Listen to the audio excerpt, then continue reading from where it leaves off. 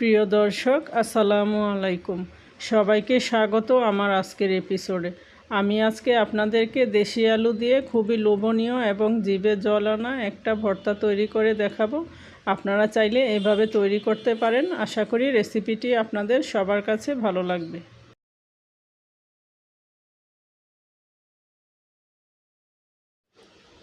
আমি এখানে নিয়েছি 250 গ্রামের মতো দেশি আলু। আলুগুলোকে আমি পরিমাণ মতো পানি দিয়ে সিদ্ধ করে নিয়েছি। এখন আলুগুলোকে আমি ছিলে নিব।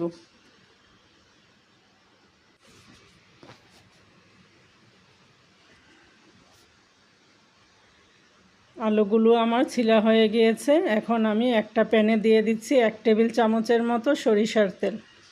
আপনারা চাইলে এখানে সয়াবিন তেলও দিতে পারেন, তবে সরিষার তেলটা দিলে এর টেস্টটা অনেক ভালো আসে।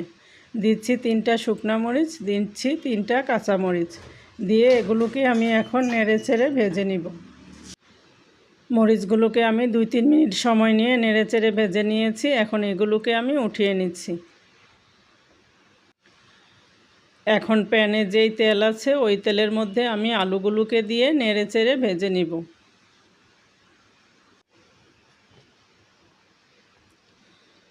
চুলার জালটা মিডিয়ামে রেখে আমি 3-4 মিনিট নেড়েচেড়ে আলুগুলোকে একটু লাল করে ভেজে নিব।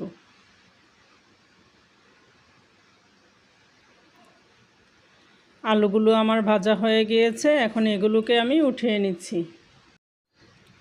আলুগুলো কিছুটা ঠান্ডা হয়ে আসলে এগুলোকে আমি হাত দিয়ে চেপে চেপে ভেঙে নিব।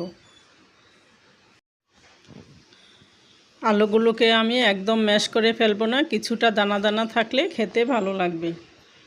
এখানে আমি যেই শুকনা মরিচ আর কাঁচামরিচগুলো ভেজে রেখেছিলাম, এখন এগুলোর মধ্যে লবণ দিয়ে আমি ভালো করে ডলে মেখে নিব। আমি এখানে শুকনা মরিচ আর কাঁচামরিচ দিয়ে করছি। আপনারা চাইলে শুধু কাঁচামরিচ বা শুধু শুকনা মরিচ দিয়েও করতে পারেন। এখন এখানে আমি দিচ্ছি আধা কাপ পরিমাণ পেঁয়াজ বেরেস্তা। পেঁয়াজ বেরেস্তাটা দেওয়ার চেষ্টা করবেন, এতে করে আলু ভর্তার টেস্টটা অনেক গুণে বেড়ে যাবে। আর এখানে আমি দিয়েছি 2 টেবিল চামচ পরিমাণ সরিষার তেল, দিয়ে এখন সব কিছুকে ভালো করে মেখে নিব। ভর্তাটা আমার মাখা হয়ে গিয়েছে। এখন আমি আপনাদেরকে পরিবেশন করে দেখিয়ে দিচ্ছি। দেখতেই পাচ্ছেন খুবই লোভনীয় একটা ভর্তা তৈরি হয়েছে। আপনারা চাইলে এভাবে বাসায় ট্রাই করতে পারেন।